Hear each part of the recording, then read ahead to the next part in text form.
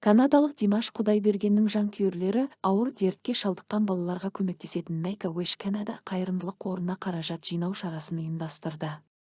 Қайырымдылық акциясын қазақстандық әртістің туған күніне орай Dares from the Canada Dimash фан клубы ұйымдастырды. Make-A-Wish Canada өміріне қауіп төндіретін аурулары бар балалардың тілектерін орындауға арналған канадалық ұлттық қайырымдылық ұйым. 1983 жылы негізі қаланған уақыттан бері Make-A-Wish Canada 37 мыңнан астам баланың армандарын орындады. Димаштың балаларға көмектесуге деген ниетінен шабыттанған елдің түкпір-түкпірінен келген Dares қайырымдылық көмекке үлкен қуанышпен үлес қосты.